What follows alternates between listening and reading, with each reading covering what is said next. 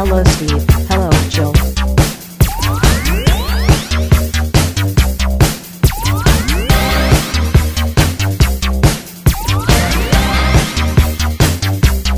It's time to game classy. Hey. Oh, there you. What's that? But do you drive, Miss Daisy? No, I do not drive Miss Daisy. That movie's terrible. It was terrible in 1989, and it's terrible now, or 1988, whatever year. I don't think I've ever seen it, and if I did see it, I probably saw it when it was new, so I don't remember. It's probably one of the most racist movies ever nominated for the Academy Award within the last 40 years. Let's just say, but it's racist for like not quite the way you think it is. It's not like overt racism. It's more like, oh, we're being nice to black people racism. And so it's racist in that kind of way, like that condescending, like, oh, black people and white people can get along as long as, the black person's driving the white person around, Like, oh, if only every black person can do one nice thing for every white person, like the world would be a better place. Like, shut the hell up. Stupid. No, I use my back brace from when my back was broken for painting, so that's why I keep my spine straight when I'm painting, especially for long painting jags. Right. Jags. Jags. Oh, we have stuff to talk about today. Hey, everybody. Welcome to Game Classy. I'm your host, Joe, and with me, as always, is my co-host, Steve. Hello. And today, we're going to be talking about Expense Elves. Expense elves? Yeah. Yes. You got dark elves, which are delves, and wood elves, which are welves, and then you got expensive elves, which are expense elves. Yes, nice. Yes, I've claimed it here first, folks. The expense elves. What I don't think anyone was going to contest you on that. What do you want to talk about first, Steve? We got a lot of stuff. Do we? Yeah. What's something that's do we have a lot of stuff? What's something that's tickling your taint when it comes to these minifigures? Oh, about the elves specifically, or anything. Oh. We got a lot of stuff. I don't know. Stormcast just won the Las Vegas Open for Shadespire. Really? Yeah. Oh, for Shadespire. Yeah. Oh, okay. I thought it was like the Warhammer tournament or Age of Sigmar tournament. I'm like, what? Really? Oh, I don't know who won the Age of Sigmar tournament. I've been paying attention to Shadespire. I don't pay attention to Age of Sigmar like competitively, but I want to pay attention to the competitive game in it. So Shadespire, great, but I mean, there's only 4 warbands for it. You really can't get that much variation with the 4 warbands. Fuck it. Oh, Dan, what a morning. Yeah, we're recording so early at 10:30 in the morning. It is on a Sunday. That's early. Surly. By Adepticon, there'll be 2 more warbands. There will be. So we can start off with that. They from the Las Vegas Open. I guess the Las Vegas Open is where they're doing like all of the big previews for fantasy for Warhammer now. I guess it's a huge tournament. So I guess I don't know. Whatever. I love Vegas. Vegas is like my favorite place in America currently. I would go there on vacation every year if I could because it's cheap. Everything is it's fake. But it's like designed to be so that it's fake. So like, I have issues with Disney World, right? I know people love Disney, and that's fine. But the food at Disney is horrible. It doesn't have gambling. Disney is all the food is horrible. I think all the rides are just carnival rides that are just painted with Disney stuff on it. And I think the fact that they don't serve like alcohol at any place that you walk up to is awful. You can get booze everywhere in Epcot. That's Epcot. That's different. Like Magic Kingdom is where you go. Well, Magic Kingdom is for little children. Yeah. Like out of all the Disney parks, like the one that's actually just for little children is definitely Magic Kingdom. Yeah. Like, well, I think they're all for children. You can find good stuff in Animal Kingdom and Epcot. Like, I've been to them all. Animal Kingdom has some great coasters too. That Yeti coaster is really fun. It's all stupid. I mean, if you just have no fun in your heart. I don't. Well, you're just a bitter, withered old man. If I want roller coasters, I could literally drive 45 minutes and go to Six Flags and pay less than Disney. Well, yeah, obviously, and have better roller coasters with shorter lines.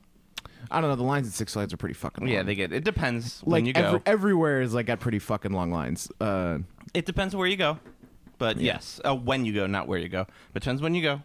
But as I said, it's because you're a bitter old man and you have no fun in your heart. No, because I love Las Vegas. I'll go Vegas. gamble. That's the most degenerate place in the world. It's made for bitter old men. How long have you known me? Yeah. It's made for bitter old men. So obviously you would go with Vegas. I would not say I'm the most degenerate person you probably know. You'd have 2 cigars in your hand and just be like, I gotta get on that craps table. I love the craps. My favorite game in Vegas. Love playing craps. Love the roulette. Right, I'm not a big card game guy. Mainly because I think that what about blackjack? I think blackjack's okay, but I think most like poker, it's all by douchey guys. Like ever since we had that poker explosion in the mid 2000s, poker's just been dominated by douches. The poke explosion. The poke explosion. You know, guys who wear sunglasses and fucking visors when they go there, thinking that they're gonna win big in Vegas. Like you're not gonna win big. You play with your buddies for a $20 pot. Let's get over this. Like if you're trying to be, that's the thing. If you're trying to win big with poker, you need to be at a poker tournament, which means you need like the $20,000 buy-in to enter. It's so unbelievably stupid. But no, I'm more of a dice guy. I play mini games. Of course, I'm a dice guy, tabletop guy. I understand dice. Me and dice have an understanding. I'm a blackjackman. Blackjackman? Yeah, I'll just. Well, you're a blackjack. card guy. You've always been a card guy. Yeah, I'll just do blackjack all day. See how that works? Like you. Well, blackjack also has the best odds for you to win. No, craps does. Craps is the only game that you have a slight advantage over the house. Blackjack does. There's no advantage over the house of blackjack. There totally is. Your odds are fine with blackjack. Well, your odds are fine, but you don't have the advantage over the house in blackjack. With craps, it's totally random. Nope. You're just rolling bones. It's all about chip placement. So it's all about worker placement inside of craps. Well, no wonder I don't like craps. I hate worker placement games. Yeah. See, that's exactly what it is. Imagine me trying to explain that to my father. Well, you see, I was trying to explain craps to him someday because he plays blackjack just like you, and Pai Gow. But Pai Gow? I don't know what that is. Pai Gow. Pai Gow is a game you go to lose at. Oh, okay. But no, he's a big blackjack player, and he always sees me going to the table and playing craps. And I bet small and I win small, but I usually end up ahead. Every time I've played craps, generally I end up ahead. Even if it's by like $50, I'm always ahead. Mm-hmm. And but I'm trying to explain it to him one time, and I'm like, well, it's all about chip placement. It's like at the beginning you have to place it here, and then after the dice roll, you place it here, here, or here, and then you win based off the rolls. Like this type will give you better odds, this type will give you lower odds, and you can do other stuff too. And my dad's just like, I don't get it. It's worker placement, Dad. I don't get it. I would win roulette in Fallout New Vegas because I had my luck at 10, so I would just put it somewhere and it would just win for me. Oh, well, there you go. Too bad. I don't have luck at 10 in real life. Yeah, too bad you can't update your stats in real life. That would be nice. Yeah. I'll update my luck. Mine would all be charisma. Luck is definitely the most degenerate. It adds to your critical, gives you better gambling. I'm not arguing that luck's not great, but I would always be about the charisma if I could redo my stats. I usually take charisma 1. It's definitely a dump stat. Well, I mean, in any game where you have to use a gun, probably. But only in the newer Fallouts, because that's usually a good thing with our like how to balance your like RPG design. So like. Yeah. So just in general of like a role-playing game design, Fallout was designed off of GURPS. The original Fallout was designed off of GURPS. The generic universal role-playing system? That's right. And Fallout's always had this issue, and this has always been a problem with Fallout, and this is a good thing if you're ever considering game design or doing RPGs, whatever. This is a good lesson for you. So Fallout has a charisma stat. It's got the special is your stats. So that's strength, perception, endurance, charisma, intelligence, agility, and luck. Special. And charisma obviously is, your bartering, et cetera, but Fallout is a skill-based game. So you have a huge list of percentile-based skills. So you have, for your charisma skills, you have speech, et cetera, so on and so forth. Charisma only governs those skills. So because you gain skill points per level, intelligence is what gets you skill points. So intelligence is vastly more important than charisma when it comes to your charisma skills. So what you do is you just take your charisma, you put your charisma at 1, because it doesn't fucking matter, because the only thing it does is give you points towards those skills.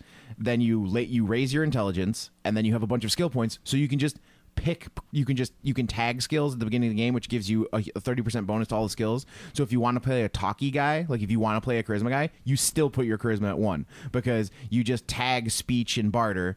Your skills go way up, and then your first couple levels of your intelligence is super high. So your first couple levels, you just dump all of your points into the speech and barter.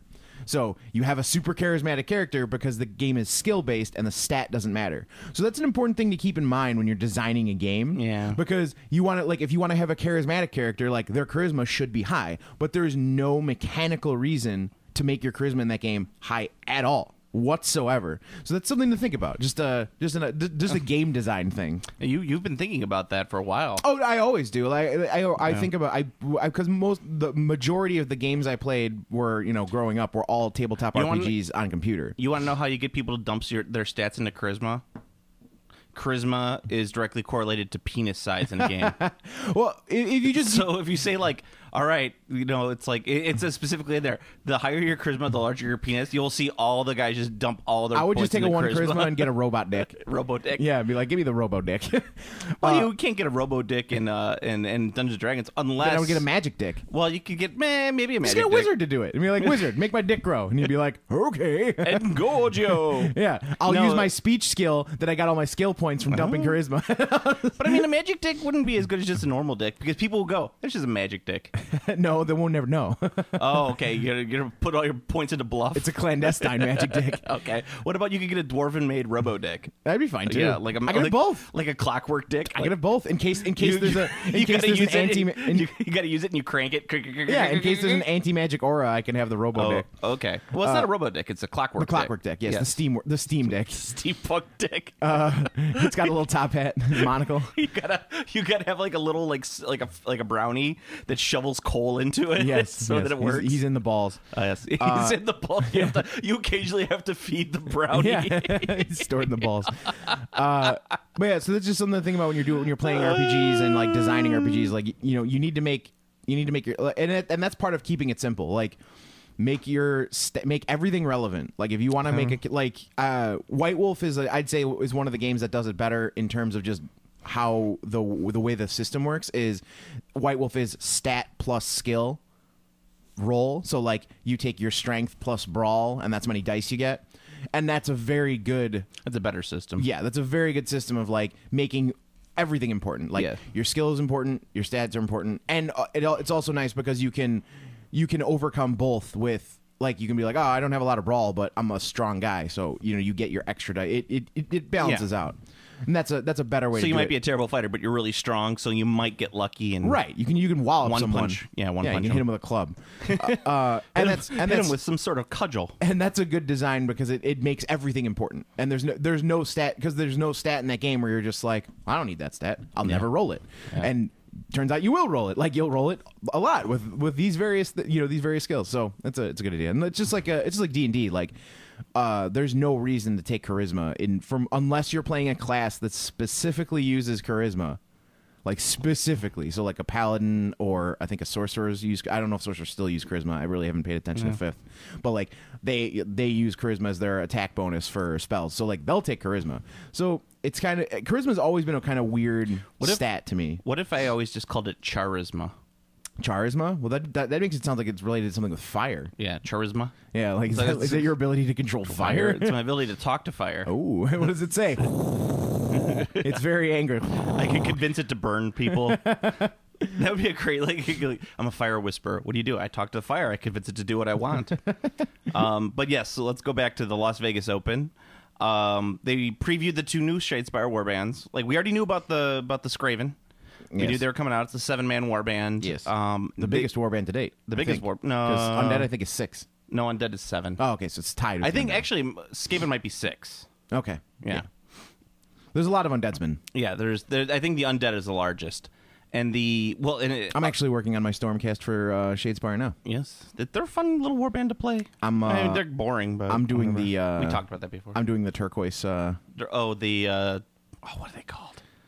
It's been a while. They're like the Storms of Vigilance or whatever. Yeah, I don't know. I think it's the coolest looking color scheme for those guys by far. What about mine? The stone spines of Sigmar. Aren't you guys just Golden Boys? Mine are Golden Boys, except I use hues of purple. Yeah, I mean gold is cool, like gold and purple's cool, but I just really like that turquoise is just like I wouldn't paint a full army of it because it's kind of annoying. Yeah, But that's the thing that's awesome about Shadespire is just like it's 3 guys. It's kind of a complicated paint scheme. It's 3 man. It's 3 men's. Yeah, seems fine. But we also got the what is it? The hammers, the Dwarven hammers. The Fyreslayers. But they're what are they called though? Oh, Maxwell Silverhammer or whatever. Chosen Axes. The Chosen Axes. It's like they really have to have a name generator somewhere, like a random dice name generator for things. Because I mean, seriously, how silly is that? They look cool as fuck. The one dude's base is awesome with the giant skull on it. Yeah, they look really fucking sick. They look almost as if they're just the good counterpart to the orcs. Yeah, maybe. We'll have to see how they play because they're not.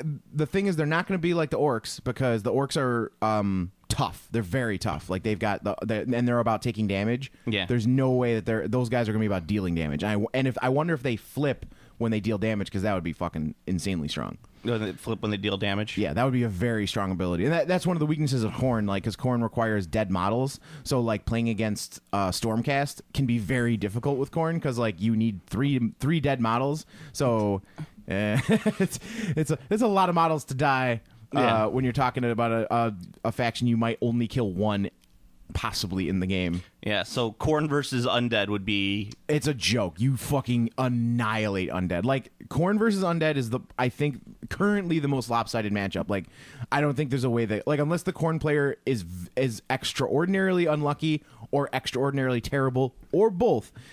there's no way they'd lose to the Undead. What if there's they just no way? They just didn't dump enough stat points into their luck. Yeah, if they didn't, they might lose. Because I played against Undead and it was a fucking joke. Like it wasn't even a game. It was just like, I guess you're dead. Like I just got next to him with two mans and just like, oh yeah, I just killed your shit. Yeah. I'm playing tomorrow night. I'm gonna do some.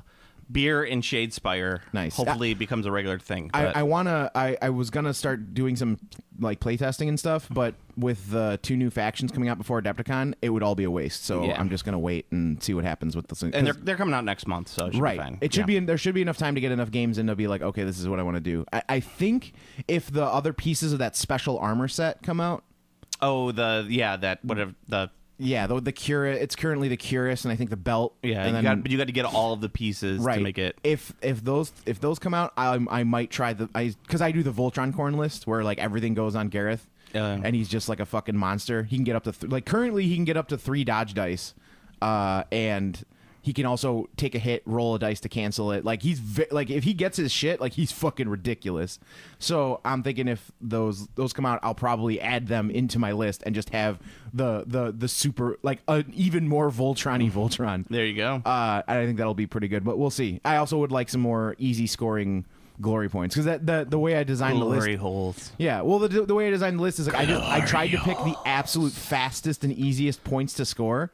Just because I want to get those points to get his equipment on like right away. Yeah. And it's been pretty effective. So we'll see. I'm interested to see what the 2 other lists bring. And fuck, for all I know, the 2 lists will be super strong. Maybe I want to play one of them. Like the Skaven might be great. I might end up wanting to play them. They're the only ones with ranged attacks. Yeah, which is Khorne has one guy with a ranged attack. No, these guys are gonna have lots of ranged attacks. Yeah, they're gonna have lots of because aren't they Eshin? I think they're just generic Skaven. Okay, but they're Eshin-esque. Yeah, so they'll have daggers and shit. No, yeah, little throwing stars and everything like that. Yeah. Also, previewed at the Open was the Expens Elves. Yes. The Marathi. Can we call them Expens Elves yet? We don't know how much they're going to cost. They're going to cost a shit ton, Steve.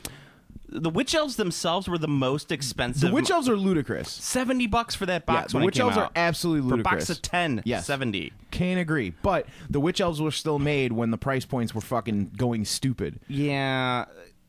2 things on that one. One, the price point is were ridiculously high in those. So that's going to be your core unit. Those are going to be your battle line. So you're going to have $70. They're never going to mark down a box set. But they might do a start collecting. If they do a start collecting, that might be beneficial. Because just like the Fyreslayers the Fyreslayers have a start collecting now, which makes them actually like pocketbook wise viable. Like you buy 2 start collecting boxes of Fyreslayers and your army's almost ready. No, not even close. I will disagree with you because you get 2 of those big ass dragons. You have, and then you get 20 of the regular Fyreslayers, which is literally 1 unit. Aren't there 15 guys? I thought there were 10 of the regular and 5 special guys. No, you only in the start collecting box you get 10 of the dudes And essentially in that box set, even though it's a decent price, you only get 2 box sets worth. You get the 10-man unit, and then you get the dragon. Mm-hmm. The dragon contains 3 and you special... get a character. Well, that's only... You get all those characters in the dragon. So that's 3 characters that come with the dragon. You get the guy who rides the dragon, and then you get the 2 optional models that could go on the dragon. One's like you get a Rune Father, a Rune Son, and then the... whatever the magic dude is. So then you just grab a box of the elite guys, and then you just take some regular dwarf allies with guns. Army done. Well, that's a little, yes, I agree with that. However, it's like if you want to run a Fyreslayer army, it's still one of the more expensive armies to collect. I also think a pure Fyreslayer army is actually not good. Like, I think you need some other dwarven allies. I think there's very few armies that was just pure is going to be good. Most of the ones with new books are fine to be by themselves. Well, fine, yes. But like for very narrow design armies like Fyreslayers, where they're like all run up chop, like you want to have. Well, you get some gun support. dudes. You got those. You got the. They throw the axes, right? No, yeah, well, they throw the axe, but there's actually a unit that has guns. Really? Yeah. In Fyreslayers? Yeah. Oh, no shit. Yeah, it's like because Fyreslayers have 3 boxes. They have the regular dudes. They have the dudes with the guns, which is a 5-man box, and then which I think is a $40 box set, and then you have the dragon dude. Okay. You could do it. You could. could. Do it. And it would be. I would say it'd be a little more expensive than normal. I think right now, in order to run a Fyreslayer army, I was looking at it. You need somewhere between 40 between like 40 and 60 models of the regular Fyreslayer dudes. So that's 6 box sets, and that's like $400 right there just for that. Yeah. So it's pretty, and it's boring as shit too. Yeah. Because you're like, oh, I have to paint up 60 of these same guys. Those guys are annoying as hell to put together. Mixed dwarves are the plan for me. Yeah. Well, that's like if I was going to play them, like there was no way I wouldn't do mixed dwarves. I think a mixed army, like I think that's definitely like the allies rules are there for a reason, and they're there to cover your army's weaknesses. And I think putting but I mean, even still, you're only running like 200 points worth of allies. You could do 400 in a 2,000 point game. You can do 400 points allies. Okay, 2,000 point game. Yeah. I think 2,000 is still the standard. Yeah.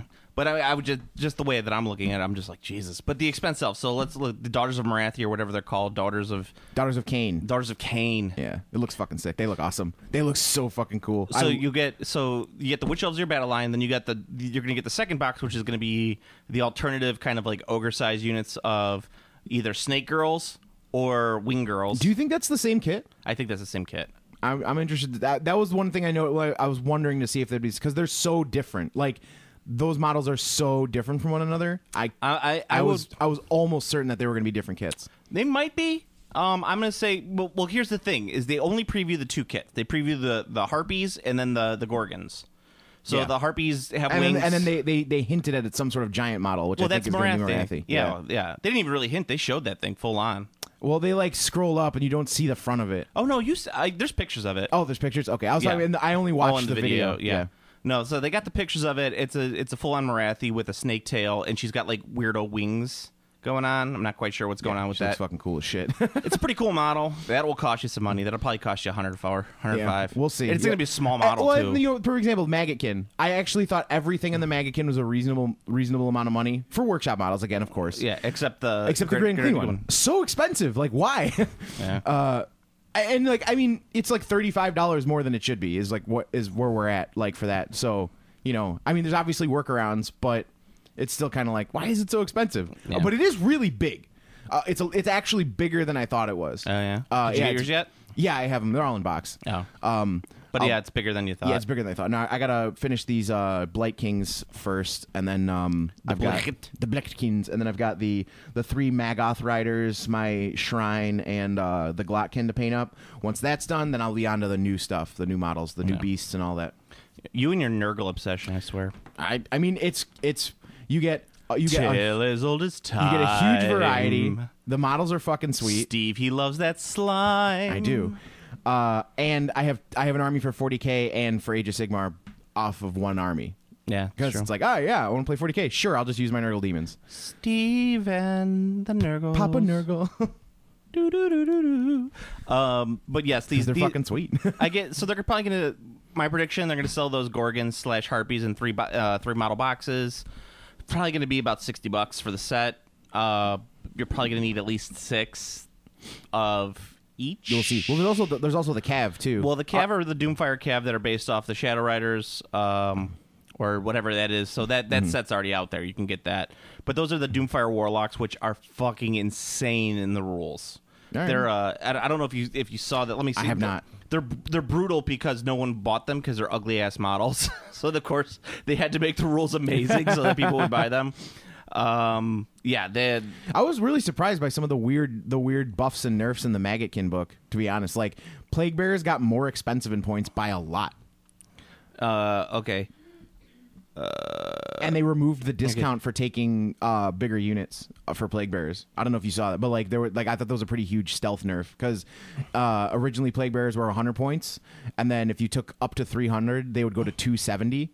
So you'd get a 30-point discount for taking 3. Now they're 120 points per 10 flat. Like, you get no discount if you make the units bigger. Oh, I think they actually nerfed these guys because this is slightly different, but it's not terrible. So Doomfire, they get the spell Doombolt. Doombolt has a casting value of 5. If successfully cast, pick a visible unit within 18 inches. Target unit suffers D3 mortal wounds if the casting unit has less than 5 models. D6 if it has 5 to 9. 6 mortal wounds if it has 10 or more models. That's a unit? That's very strong. Exactly, but I think it's been nerfed even more because I remember that they used to have a, if I'm not, maybe I could be thinking of something else, but they used to have something where it was like an auto attack, like an auto shooting attack, but they may have nerfed it with one of the General's Compendiums because I was looking at it and I was like, fuck, these guys are great. I should get them for my... No, wait, why would I buy them? These models are ugly as sin. I didn't think they were that bad, but no, they're not terrible, but I'm not a huge fan of them. Yeah, no, and Beasts of Nurgle got a huge nerf. Beasts of Nurgle are weird because like they're still extremely strong. They're no longer 65 points, they're 100 points. So that was a big nerf, and then their slime trail got changed. It's not as good as it the slime trail. It's still a strong rule, but it only it's vice versa now because it used to work. It would trigger if you got charged. So like if you charged me with a unit, like your units would have to roll to like see if they get hurt. Now it works when the Beast of Nurgle retreats. So it's like it's still there. It's totally still there, but it's only if it's when he runs instead of when he gets charged. So, yeah. But the Beast of Nurgle is still very strong. Like I said, that was the most broken unit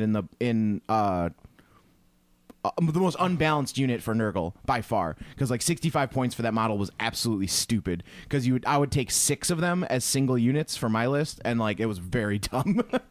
Yeah, I mean it's ridiculous. So now they're 100 points. So taking 6 of them is like a massive investment. So I only got 3 of the new Beasts of Nurgle, and now I'll be using the Plague Toads as actual Plague Toads. Yes. So there's that. Yeah. I can't really say more about the Daughters of Cain until they come out and we at least get previews of the rules. Yeah, they look sweet. They'll be fine. I think they're going to be they're going to be a glass hammer unit. They're going to run up, like the witches are going to run up and they're going to throw a lot of dice. Throw a lot of dice. They're going to be able to die. The Gorgons are probably going to be shooty granite blocks. They're going to be really hard to kill. And your Harpies are going to be your flying around killing stuff unit. Fast attack smashes. Yeah. And you get the same thing with the Doombolts. I'm interested to see if they get another big model too. I'll be interested in seeing what characters they get. Oh, and they have the fucking blood. The cauldron. Cauldron of blood. Yeah. And then there's that's it. They're not getting thing. They're not getting anything bigger than that. Yeah. So, I mean, they'll still have the Gorgon. They'll probably still get the mirror, which is a stupid model. I hate that model so much. I hate the new Ultra The Gorgon's Blood. really cool though. Yeah, the Gorgon's cool. I like the cauldron. The statue's really cool. Yeah, well, yeah, the statue's the only cool part of it. It's kind of silly the looking. weird like stare. Well, Yeah.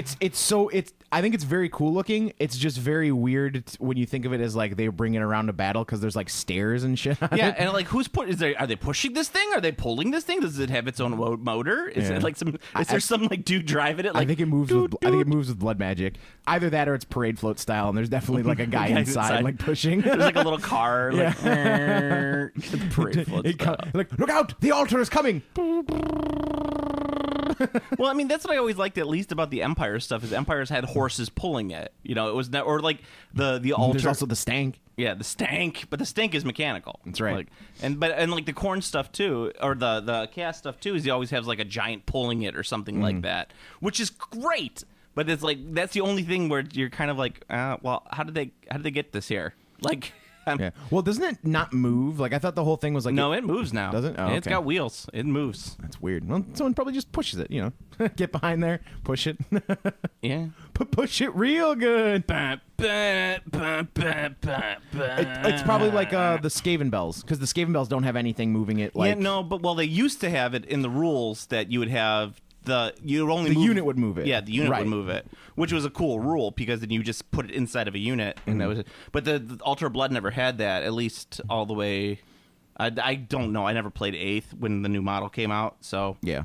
But it was always a thing that just went in place during 6th. Which was Yeah, the I always last time thought the played cauldron Dark was Elves. immobile, but I don't know. Well, the cauldron was immobile in 6th. Okay, yeah, because you just stuck it down, Yeah. and it's like that's where it is. Yeah.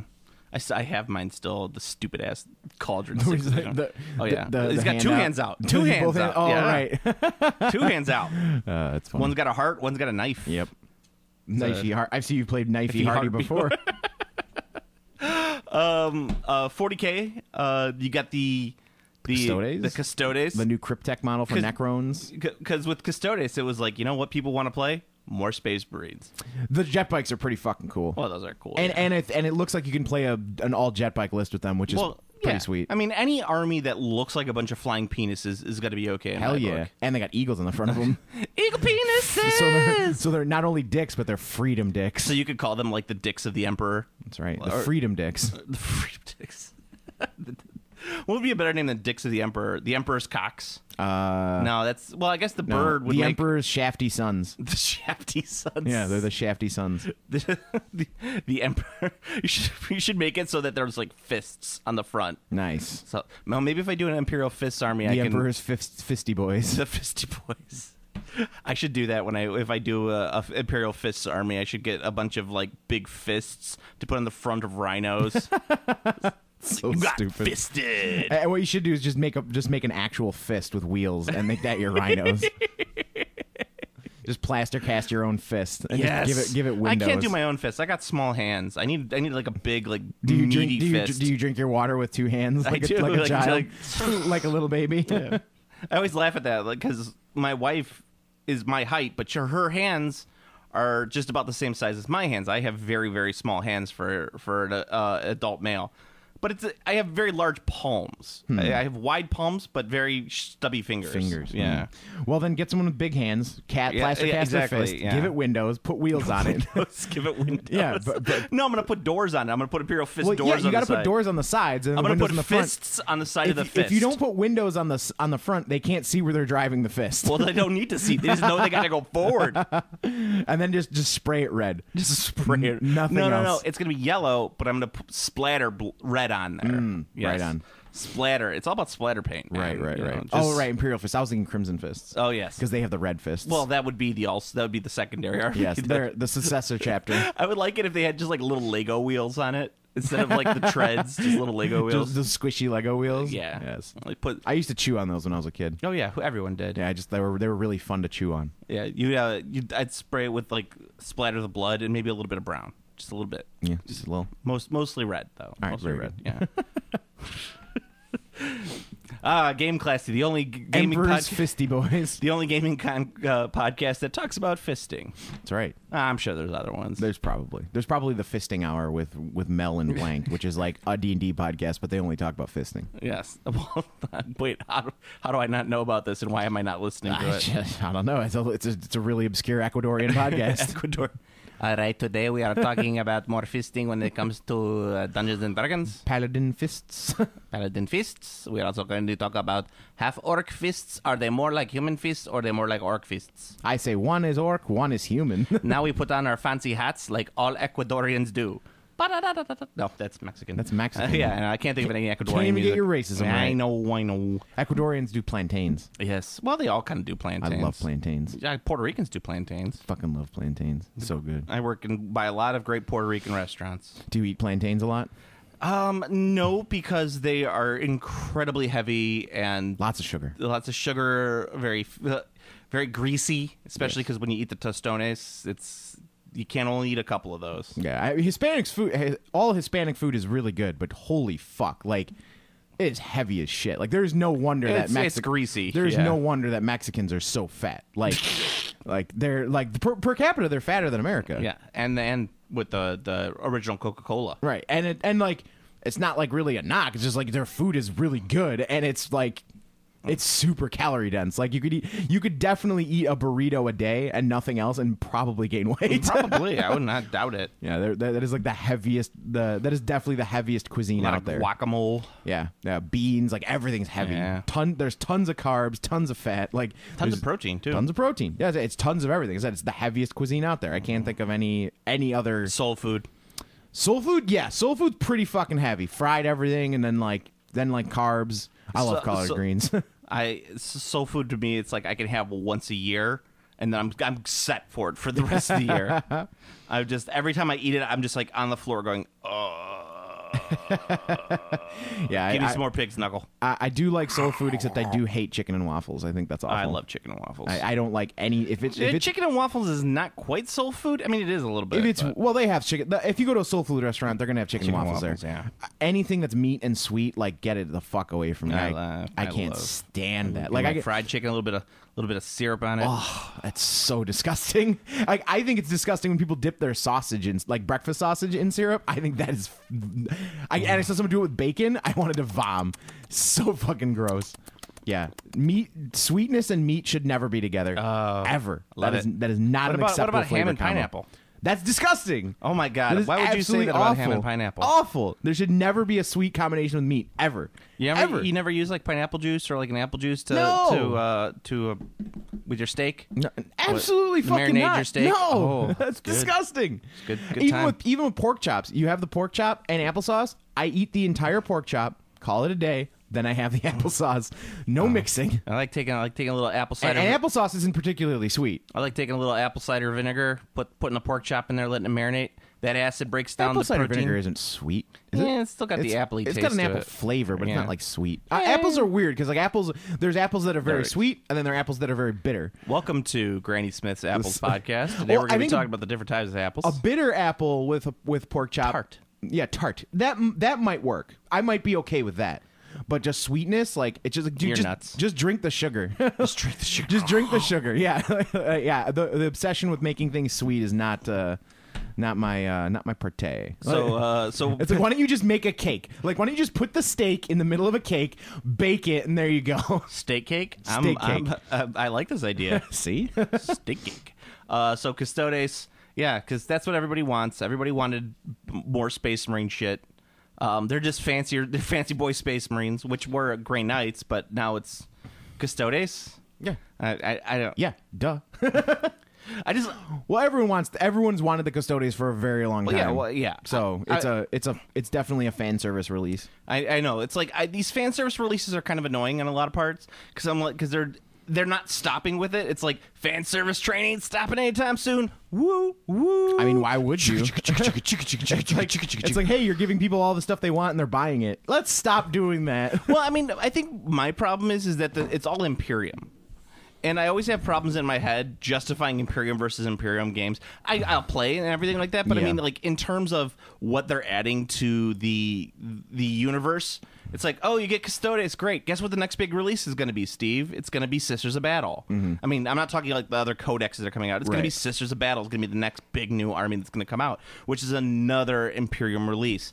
I'm on book 4 of the Horus Heresy now, Flight of the Eisenstein.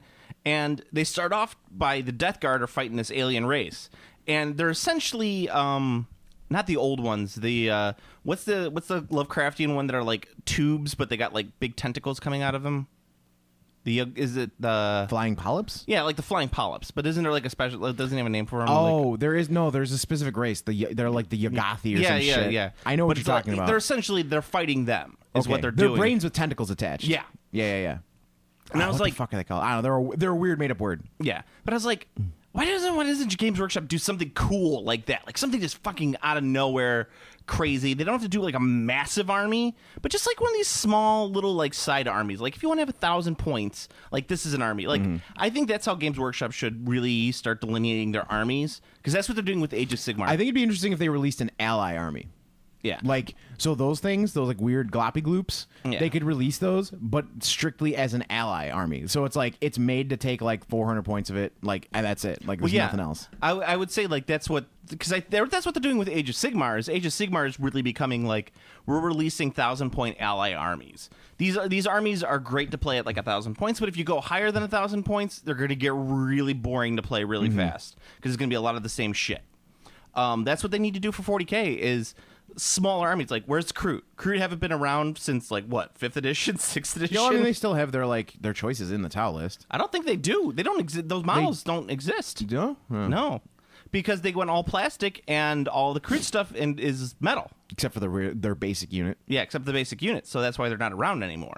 Because they haven't decided to release plastic Krootoxes or anything like that. Delicious croutons. Delicious croutons. But yes, so that's what they need to do. They need to start coming out with some like weird, funky shit. That'd be great. I am Kroot. Well, they had the technocracy in the first or second Horus Heresy book, and I was like, oh, that sounds like a really fucking cool army. Or Isn't that the Skitarii? No, that's the Skitarii are the Adeptus Custodes. But no, the technocracy was like, they're just humans, but they're anti-Imperium humans. Okay. Or the other one, there was one, the War Singers that are kind of chaosy, that they're on Istvan 3, that were in the third book. But they come out, like, they were describing them, they have like glass armor. It looks like reflective glass armor. That's and cool.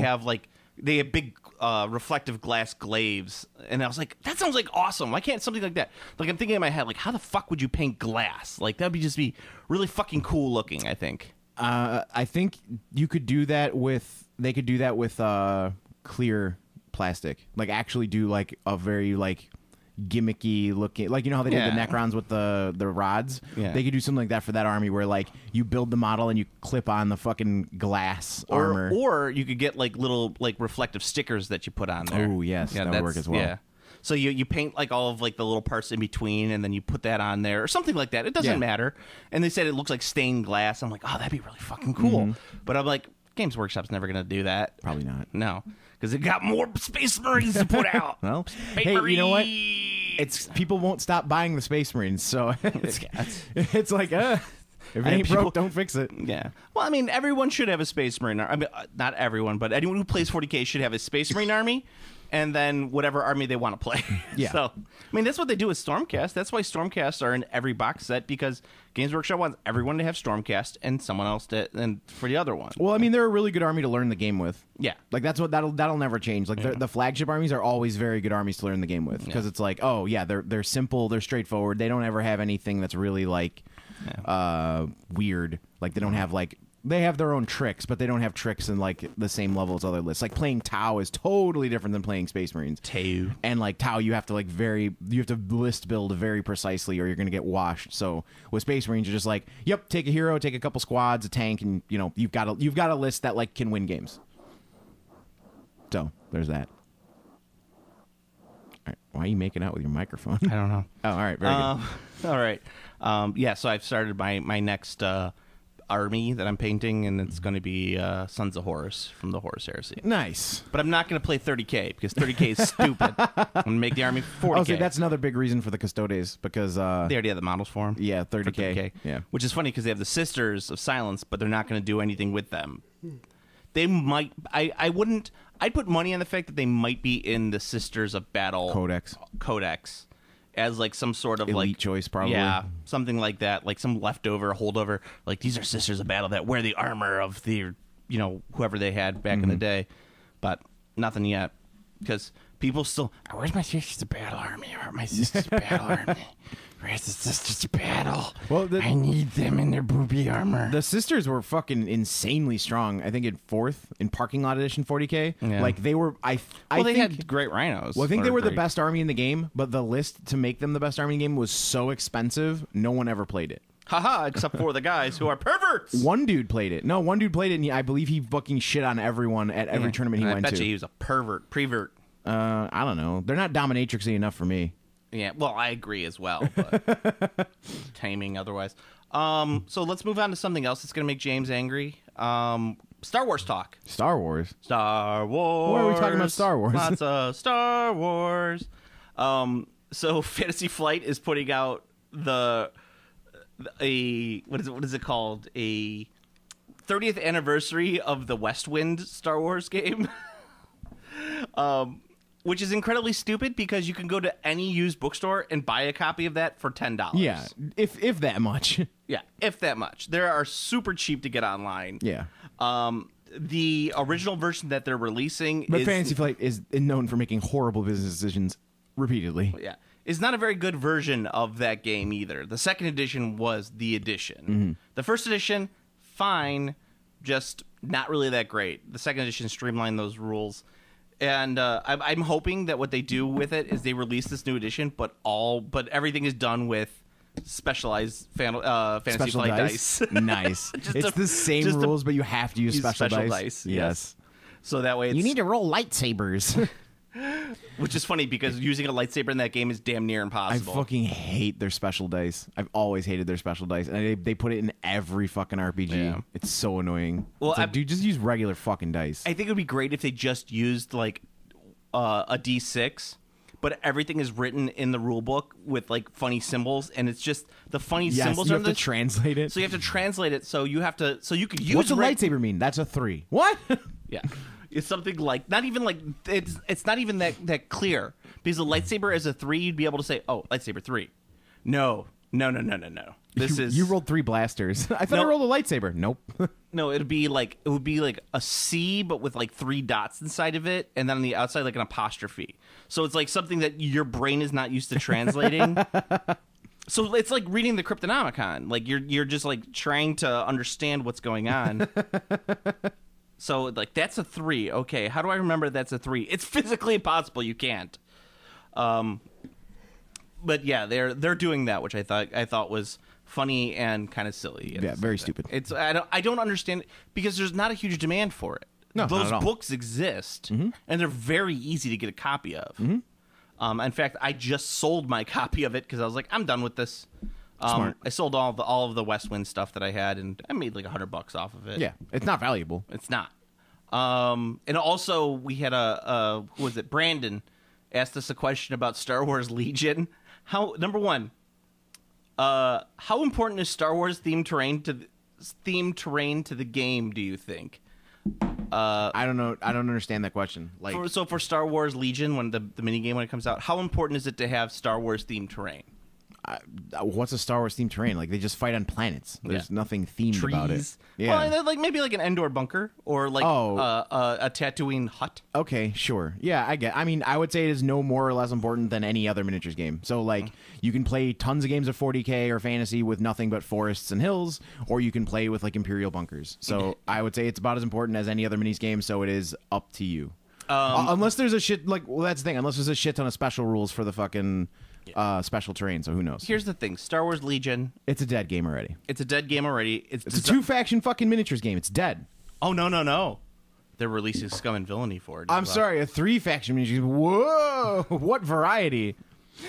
My Star Wars Legion, it's all about people who love Star Wars. I love Star Wars. I've talked about this on the podcast before. I will go see the movies. I enjoy the movies. I enjoy the cartoons on TV. However, I don't... The level of fanaticism that has been reaching in the last few years is so beyond me that I just can't understand it. Like, we're to the point where people will just buy a Star Wars miniatures game because it has Star Wars on it. What's crazy? It makes no sense to me because I'm the type of guy that will see this game. I see Star Wars Legion. I say, oh, this is a dumb game. There's no reason to play this game. You can only get away with a low faction game if you also have a very low model requirement per army, like X-Wing. X-Wing is only 3 factions, but you can play... Okay, let's be fair. X-Wing's only 2 factions. Well, no, because the Scum and Villainy is pretty real in that game. Pretty sure. It's pretty real. Pretty sure that they're Shit just got real, Steve. Pretty sure that they're pretty strong, and they released a lot of shit for them because they released every bounty hunter's ship. And again, it becomes a much more real faction because you only use like 2 to 3 ships in your list. Yeah. So the fact that there are like 7 bounty hunter ships and 2 generic Scum and Villainy ships means it's a fully fledged faction. Well, so let's look at this too. I mean, I'm not advocating for X-Wing. I don't think anyone should play it, but I'm just saying that it only works because you don't need a lot of stuff. But like with fucking like how are you going to release anything like so Legion? Let's just talk it like fucking brass tacks. Let's talk it sales. Brass tacks. So you've got stormtroopers, snow troopers, desert troopers. That's it. Well, Those are, and forest scout troopers. yes. Well, that's a separate unit. Like your basic infantry is that. Scout troopers on your bikes. Sure. Okay, your empire's done.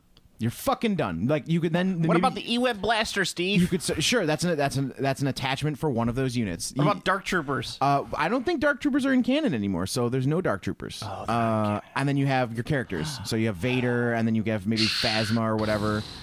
No, there's the Phasma's the New Order. It's just this is just Empire. Empire. Okay, so then you have because if they were smart, they would do prequel stuff, and you could do robos. So, and racists.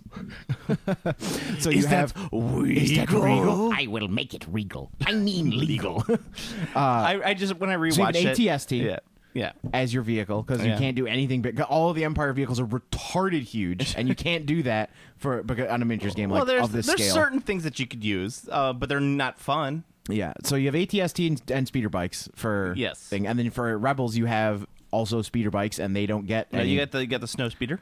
The snow speeder is probably too big. No, it's in the game already. Is it? Okay. They previewed it. So snow speeder versus ATST. You get the boob nipple gun. Yeah, the weird fucking boob nipple gun. It's like that goes like whoa, whoa, whoa, and the nipple retracts into the boob. Yes. Yeah, very strange. Yeah. So fucking Rebels. You got what? You have fucking generic ass Rebels with the stupid fucking bra cup hat. Yeah. I don't know any way to describe it. The booby hat. Then you have the Rebels on fucking Endor. Endor. And, well, you got snow rebels. And the snow rebels. That's it. Again, that's it. And now that we've done describing those things, your fucking game is done. There's nothing else you can you got possibly your heroes. release. So so the game's gonna release its infantry in the first year, and then nothing but heroes for the rest of all time. Yep. Yeah, it's there's no future for that game. It is that game. It'll be a flash in the pan at best.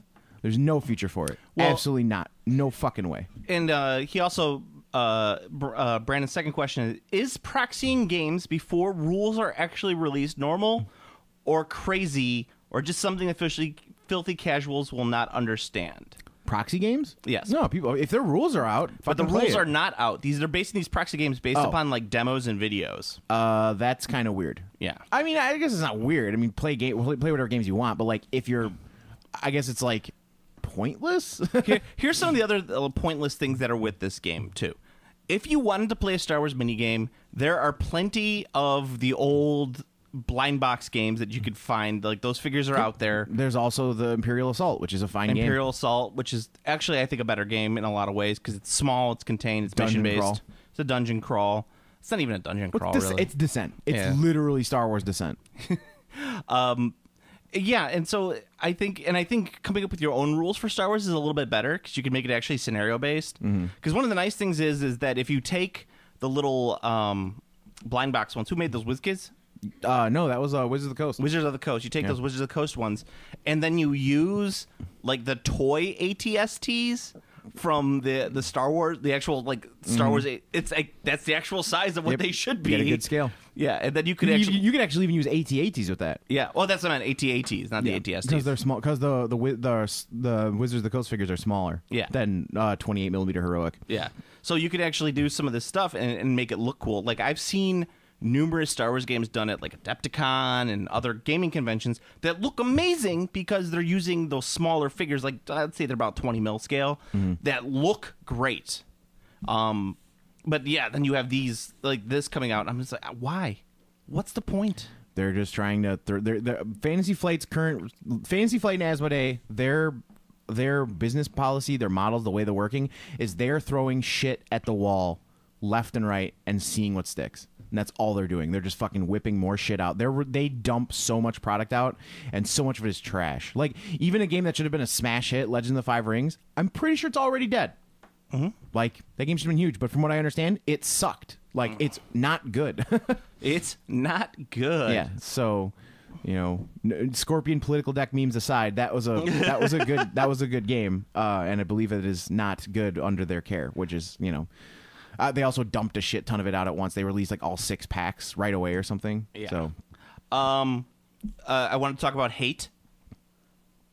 The Kickstarter Hate. Remember that? Mm-hmm. Because if you don't support Hate, what's fucking wrong with you? No, my favorite line of that whole thing is like, your 11 members won't come back, and that's a fucking problem. That cracked me up. So for those who are It's so unaware, silly. Cool Mini or Not is releasing a new, essentially Chaos Warband, the game. It's called Hate.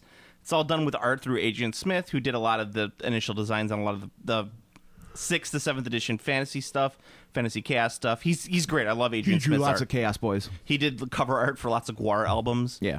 He's great. He's a very heavy metal artist. Heavy metal artist. It's really cool stuff. But they released a board game based upon his illustrations, and it's called Hate.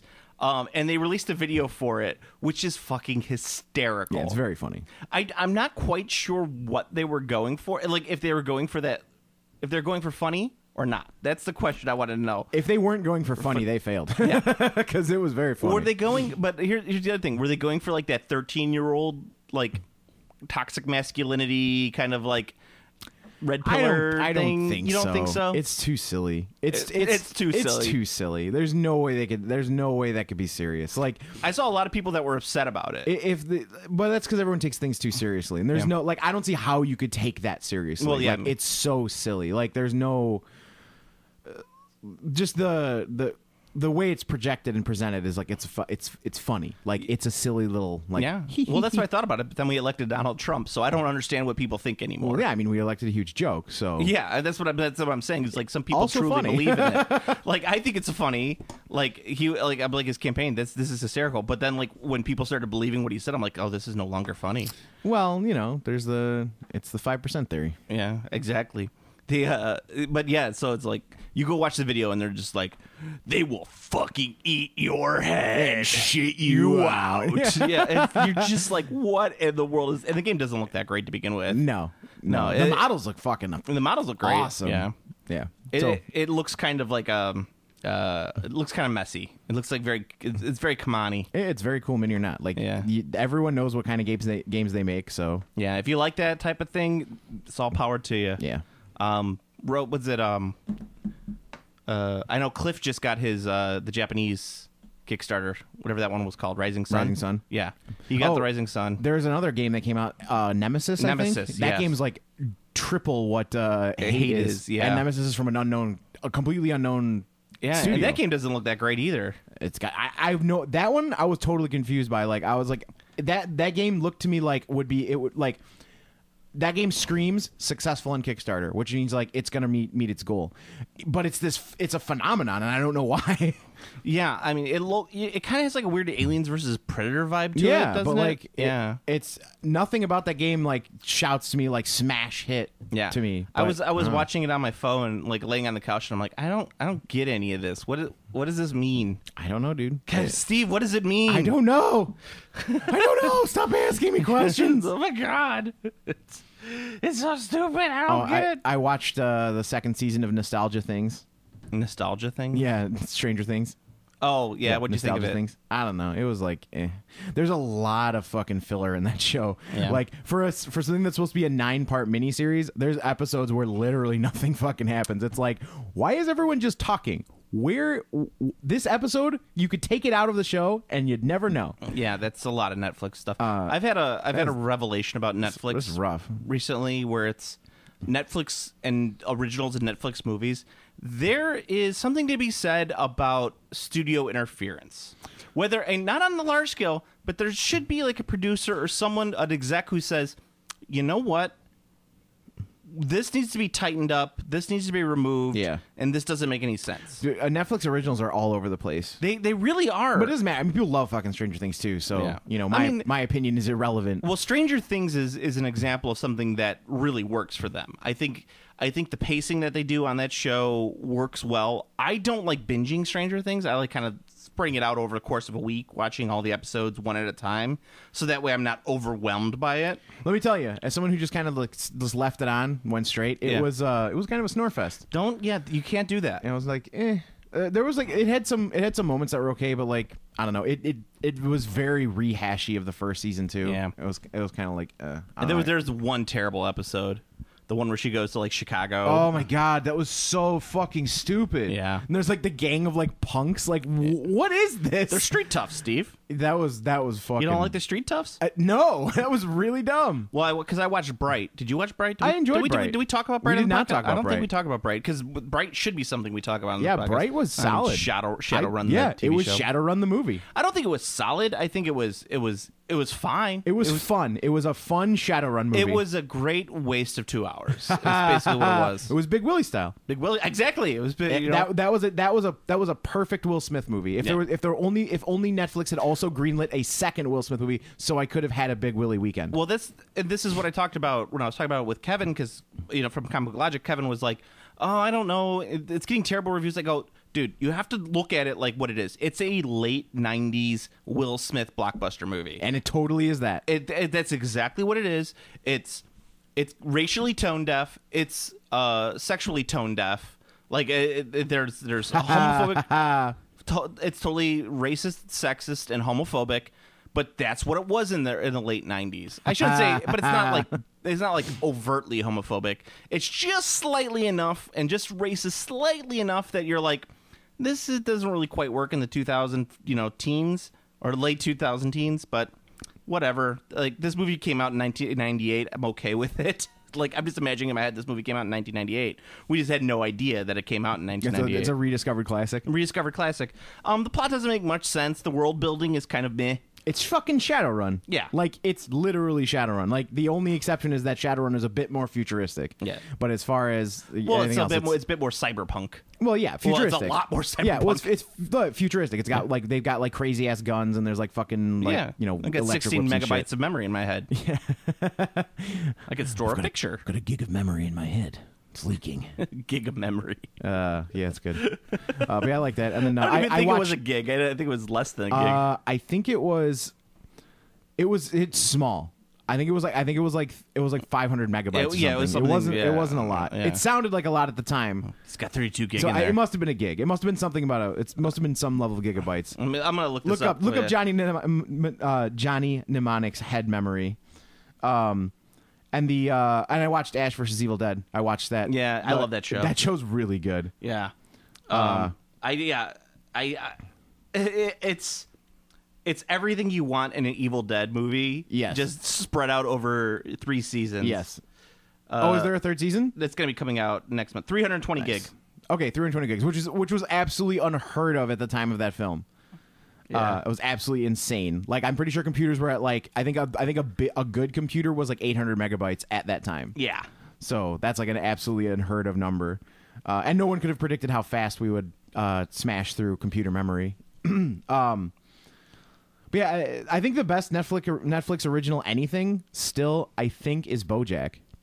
BoJack Horseman. I think it's the best one. BoJack's got some great stuff with it. It's a hard watch.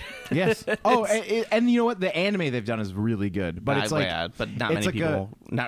Most people with lives don't watch anime. Steve. It's a weird. It's a grab bag. It's just like because they're producing it, but like they don't really have a hand in it like they do with BoJack. Like it's more like Netflix gives the anime studio money. Oh, that's what happens with BoJack. They don't do anything with BoJack. They give the people money to make it, and they make it. Yeah. That's the problem I have with Netflix is that I think that studios have kind of a right idea where sometimes an exec has to say like, this is great, but let's fix this up. Because right now, the problem with the studio system in Hollywood is that they have too much power. Everything has become bland, generic, designed for China. And so we're like, it's like the Disney World of entertainment, where we're just like, everything's bland, everything is kind of tasteless.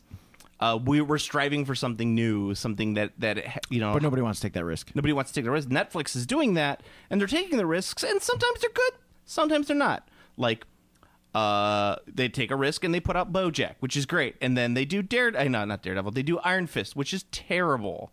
I didn't think any of those Marvel shows were that good. I know we've disagreed on this before, but I say Daredevil season 1, Jessica Jones and Luke Cage are phenomenal. I think they're all kind of too long. Well, they're too long. Yes, the 3 episodes need to be cut from all of them. 3 episodes worth of material need to be cut from all of them. I think they're all a little too long. I think that's my biggest issue with all of the Netflix like series, except for BoJack. BoJack has no filler because BoJack's just good. BoJack is all filler. Yeah, that's the thing. Yeah, there's no filler in BoJack because it's all filler. Yeah. But yeah, then I'm trying to think of some other good. Devilman Crybaby was really good. I haven't seen that one. Yeah, there's some. They did some good movies. Their horror films are very bad. Yeah. Well, I mean, I actually like no. Babysitter. Wait. Yeah, I was gonna say wait. Babysitter was great. Babysitter was good, and so was Little Evil. They're serious. They're serious. Little Evil. horror films. Little Evil was one of the ones where I first started to notice like the cracks in the system. Where I'm like, a good producer would have caught some of these problems. You're really good at handling people who run at you. I just watched the one about the National Lampoon. I like that one quite a bit. I didn't see that. Their serious horror films are not good. No. Like there was a couple I like. They're just like kind of like. Eh. Well, they're putting out. The horror and comedy are like I think the 2 hardest genres to make really good movies out of, because comedy being because it's like super subjective. So like and comedy is really hard to do, especially nowadays, because comedy has to sell only to America. They've done enough product testing to know that American comedies do not sell overseas to anyone because they don't get it. I don't think any culture's comedy crosses over too much. I think there's a few. Yeah, I think we get the British comedy a little bit, and the British get American comedy a little bit. Well, it's because we both appreciate dick and fart jokes. We do. And the comic stylings of Matt Berry. But yes, I think that there's but I think the difference is that like smarter Americans tend to get British comedy a little bit more, and the lowbrow Brits tend to get American comedy a little bit more. So it's like you get the weird it's hard to cross over on the two. Yeah. But yeah, the Germans don't get our comedy.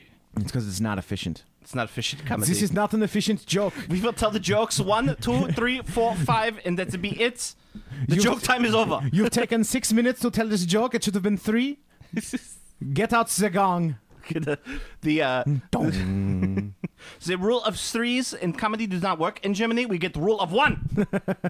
You'll get 1 chance to tell joke. Now, where is my pretzel? What's my pretzel? Hans, bring me my pretzel. Did you play Wolfenstein 2? Not yet. Oh, no. you should. It's fucking great. I don't have time to play video games, dude. It's so good. Make time. I don't have time. I have 2 children. Well, that's your fault. And I have a Sons of Horus army at home. That's your fault. Yeah, all of this is your fault. I got a Horus Forge World model. Mm-hmm. Horus. But his nose was broken. Nice. So he kind of looked like Voldemort. Nice. Did you just leave it? No. So I'm not really great. I'm not a sculptor at all. Period. I'm pretty bad at it. I mean, I sculpted a plague bearer once that was actually coming along really nicely, and then someone dropped a book on it. Yeah, I did. So I'm not great, but I know enough how to sculpt the nose, sure, just the basic of it. And so I put the nose on there, and I did it over the course of like 3 days, just gradually building. Do you up have a Michael Jackson Horus now? No, but he's like the real Horus model has a very thin nose, very I don't know how to describe it, but just like a very thin, long nose. Mm-hmm. Very British, but it looks a little bit like Tarkin's nose, right? Okay. But when I finished up, he kind of looks like Vladimir Putin. I'm looking at him like, kind of looks like Putin. You made now. a Putin. I made a Putin nose, which is okay because he's Horus. Yeah, you know? yeah, that works. Yeah, exactly. That's on I should point. have him shirtless riding a horse. You should. Yeah. You should. With like that kind of like grease. Yeah. And then make an Alex Jones with him as well. Also riding a horse. Shirtless. Yeah, shirtless Alex Jones. Is Alex Jones Angron? Is that who Alex Jones is? He would definitely be Angron. Yeah, for sure. Just running around shirtless with just yelling. Just yelling. And then Steve Bannon would be Mortarion. Yes, because he's a decaying monster. Yes, he's a decaying monster. Okay. Although, I don't know if he'd be Mortarion because Nurgle's kind of jolly, and I don't think there's anything jolly about Steve Bannon. That's true. I think there is. I mean, he's a little... And then so Trump would be Fulgrim? Is Fulgrim is the Emperor's Children guy? Yeah. No way. No, not with the perfect hair and everything like that. The perfect sweeping hair. No, he'd be like an imitator. Like He's that new Nurgle that's slippity. Sloppity Bile Piper. Yes, Trump is a Sloppity Bile Piper. I love that name, Sloppity. Sloppity Bile Piper. Why it took that long to get a guy named Sloppity into 40? It's not even a specific guy. You can have multiple Sloppities. Yes, you can have plenty of Sloppities. I got one Sloppity and one of the Scrivener. Slippity Sloppity. Because Heroes, I found that Scrivener not that great. Sloppity's pretty good. Oh, your name wise, I was gonna say no, they're both pretty strong. I find hero space is at a fucking premium with that army. It's there's so many hero characters, and it's so difficult to find. Like, I want to do this and that one. So especially when you're shoving in a great and clean one. Well, the great and clean one list, I have no other heroes. It's just 3 good and clean ones. I can't believe you're running that list. And you take the thrice fold befoulment. So you get that thrice fold defilement is 160 points, but I think it's very worth it because it makes their torrent spell like the stupidest. It like affects instead of one unit, it affects every unit. No, that's cool for each of them. So you just keep casting it. But I think I would use Rodigus. Rodigus. Yeah, well, because the list is any 3 great and clean ones, so you can use Rodigus. You can use 3 great and clean ones or Rodigus and 2 great and clean ones. What about Rodigus doesn't have that spell that's buffed by Thricefold Befoulment, but he has his own spell that's like very strong. What about the Exalted? He's not in there. Oh, you can't run the Exalted. Actually, no, you could. Because he's got the tag Great and Clean one. Because the War Scroll is just Great and Clean one. So yeah, I could run 2 regular Great and Clean ones and an Exalted. That would be fucking strong, actually. That would be good. I might do that. All right, cool. There you go. So you're welcome, Steve. Yeah, you're welcome. I didn't even think of that, but yeah, that'll be very strong. Because I know you have an Exalted. I do. He's fucking insanely hard to kill. Like he is very difficult exalted. to kill. Yeah. It's not called the easy to kill unclean one. He's the Exalted Great and Clean one. That's the thing. And that list, the way that list works is you take the 3 great and clean ones, you put your army behind it, and you just push them forward, and they just cast fucking spells as they're going because they all have to be next to each other to get the bonuses. So they actually just have to be a big block of great and clean ones. And that would probably be very difficult to kill. Yeah, really hard because they all heal. They all self heal every turn. Oh, you know what? We're over time, but I wanted to mention something about Sloppity Bile Pipers. This is about Sloppities. This is Sloppities. No, I learned something about the malign portents. So from what I've been told from some not higher ups, but some folks in the know, that malign portents is literally just kind of like, so the first wave of Age of Sigmar, the first few years, were the Realm Gate Wars. Yes. This is just the next section of Age of Sigmar. It's not a box set. It's not anything. It's just the progression of the story. And it's not even a progression of the story because this is just a section of the story. So like you think of all of Age of Sigmar as a timeline. Realm Gate Wars was the first chunk of it. Mm-hmm. This is the next chunk. This is like a different chunk that's not necessarily the next in progression. It's just farther down the line. This is a slice of time. That's cool. Of the Age of Sigmar universe because a lot of the current story, like the books and stuff from Age of Sigmar, are all in the current timeline. So all Malign Portents, Realm Gate Wars, that's all already occurred. Mm-hmm. A bunch of stuff has occurred. This is just a slice of time that's what this new wave of all of the Age of Sigmar books and what's it called? Campaigns and stuff are going to be based off. Cool. Because that whatever the campaign they're doing in the summer that's going to be coming out based off, not Firestorm, but the other one, it's going to be the same thing. So don't get your hopes up from Malign Portents as anything more than just the cover name for everything. It's just like how Warhammer Underworld's Shadespire is not called Shadespire. It's Warhammer Underworld. Right. You go to any store, they're like, what are you playing for Underworlds? And I'm like, what the fuck is Underworlds? Oh, you mean Shadespire?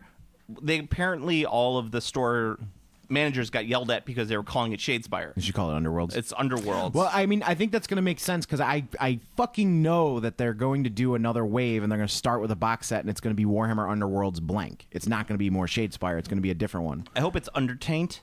Or Warhammer Underworld Steve's Taint, and it's all Nurgle based. Nice. Yes. Nice. I would really like to see a Carnival of Chaos. That'd be cool. I mean, there's lots of fun stuff that they should do. They should do. They could do a ton of awesome shit. Like if I wanted to design an Underworlds, basically what I would do is Warhammer Underworlds Mordheim.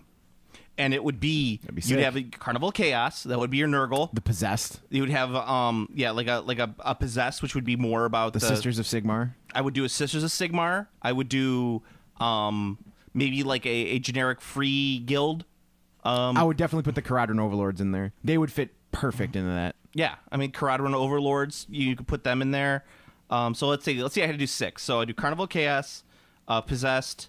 I'll do Sisters, Free Guild. Free Guild, Crowded Overlords. Yeah. And then what would your 6th be? Beastman? Beastman would be cool. Yeah, but if you're going by classic, it might have to be Skaven. Like Eshin. Yeah, you could do another. Yeah, Skaven are definitely very evocative of Mordheim. Well, because they were the original release, they got in there. Yeah, I'd probably do them as the first. I'd probably do Skaven versus Carnival Chaos for the first release. No, first release would cool. would have to be Free Guild versus Skaven if I'm going classic. Oh yeah, that's true. Yeah, and then you could do that, and you get your 6 box sets out of there. I think that would work.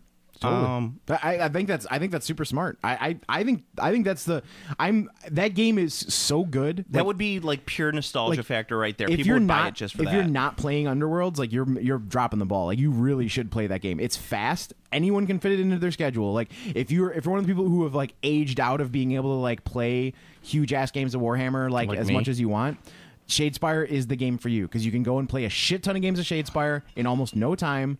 It's super fun. It's competitive. Like, it's actually a competitive game. And there isn't, like, the level of, like, oh, that's fucking broken. It doesn't exist. Because you can... everything that's broken is like, oh, I'll just use that, too. I mean, because how much would people, like, lose their shit if they announced it as Warhammer Underworld's Mordheim? People would just lose their minds. Oh, yeah. Because of the nostalgia factor of the whole for sure. thing.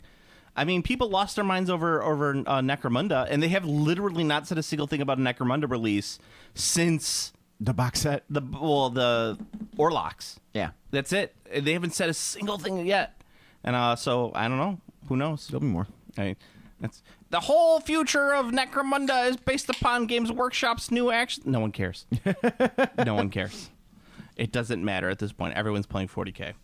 All right, so go to PlanetArbitrary.com for your Planet Arbitrary news. You can follow me on Twitter at Planet Arbitrary. You can follow Steve at I'm Command Throw. Like the Facebook page /Game and Classy Podcast.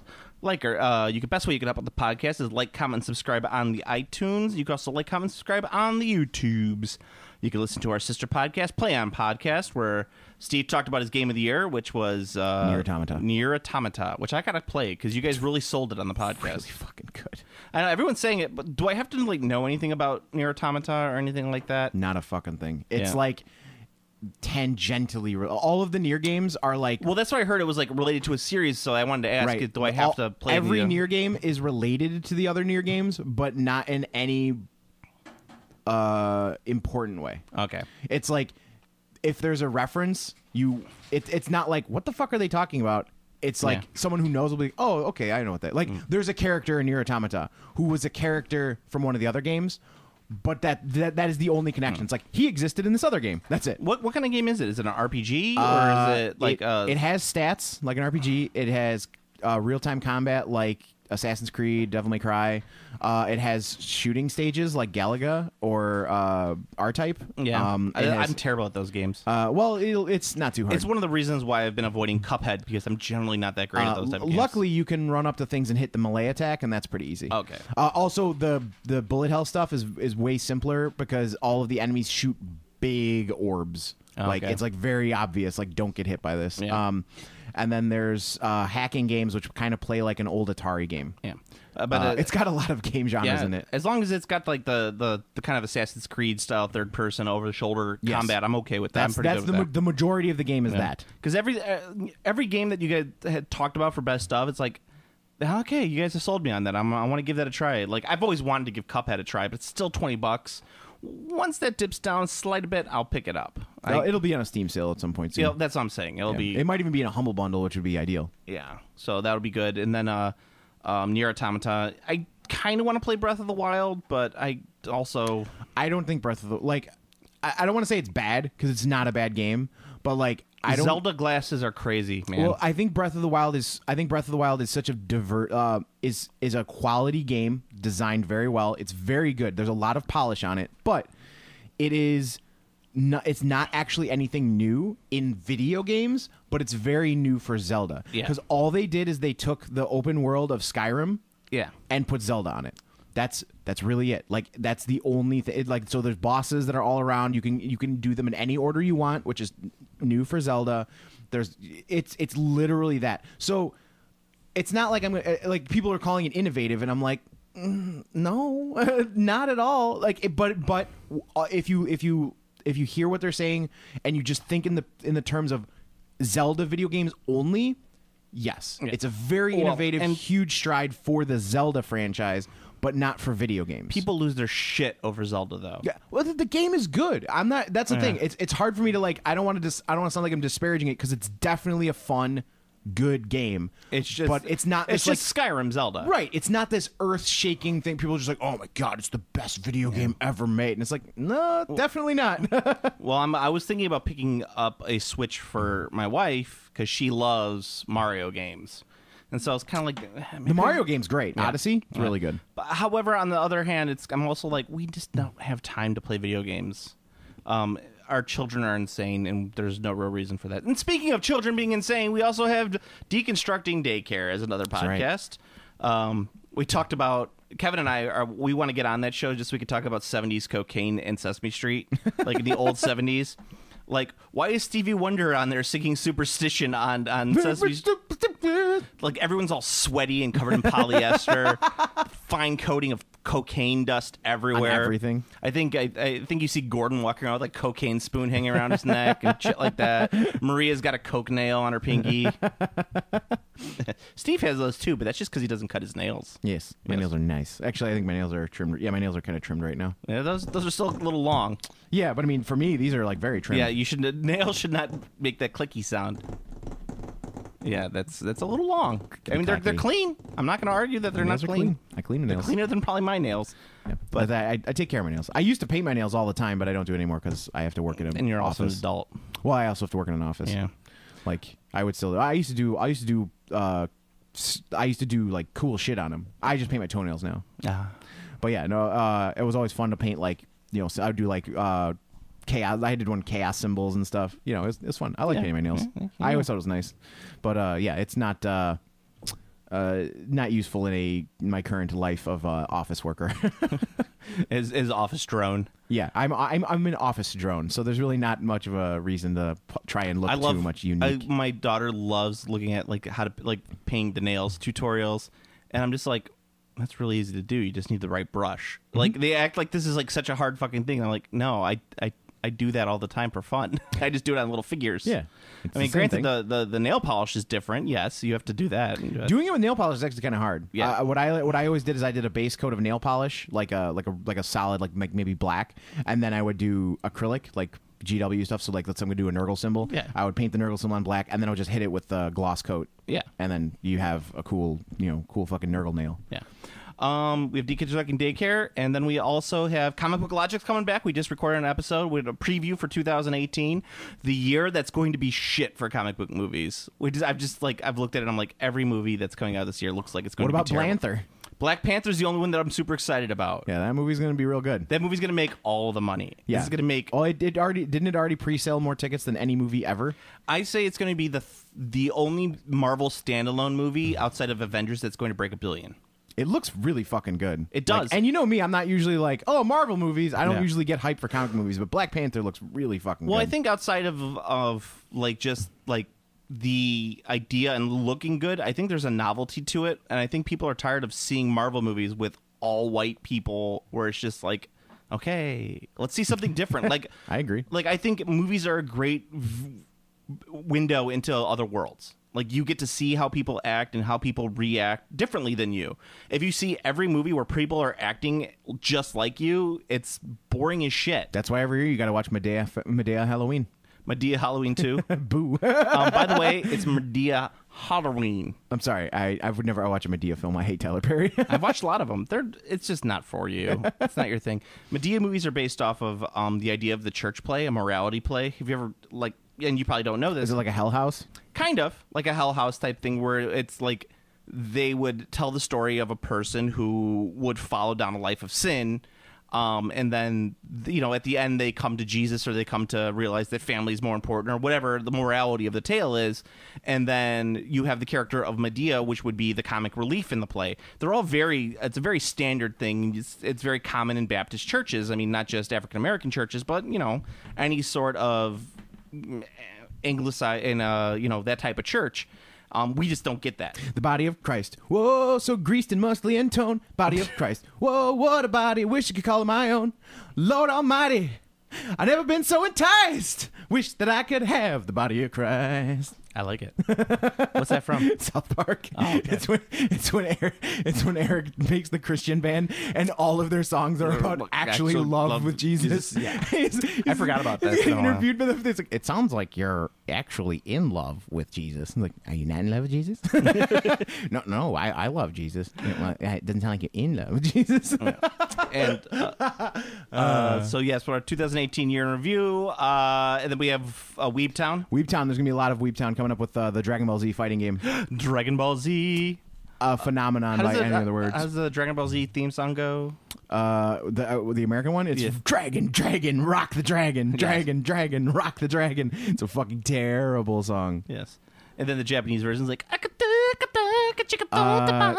there's a few, the original opening is Chala Head Chala, which is like a very fucking like old Jai sound. Ho. Yeah, it's not Yeah. Actually, now that I think about it, out of obviously I watch a lot of anime. Dragon Ball's opening themes are always garbage. Like they've never had a really good one. Dragon Ball's kind of a garbage anime. That's actually true. The original Dragon Ball is really good. But Dragon Ball Z, like anything past the original Dragon Ball, is pretty much like, this is pretty stupid. Yeah. So yes. So and I'll agree with that. But I was the ideal age for Dragon Ball when it was on TV, and like if you're like 10 to 12, like that show, you're like, holy shit, that guy just blew up a mountain.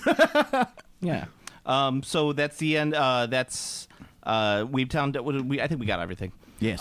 So Steve, until next. Oh, sorry, people. I know Steve's got this lined up, but this is going to come out late, and you're going to be yelling at me like, "Where's the podcast?" Like the two people that usually yell at me, like, "Where's the podcast?" But right now, I have 4 6-year-olds at my house playing. I'm not going to be going home for another probably 2 to 3 hours just to try and avoid all that. So. Yes, so this will be up a little bit later than normal. I apologize. Whatever. So I Steve, don't apologize. until next time. Bippity boppity, keep it slippity sloppity. Game classy.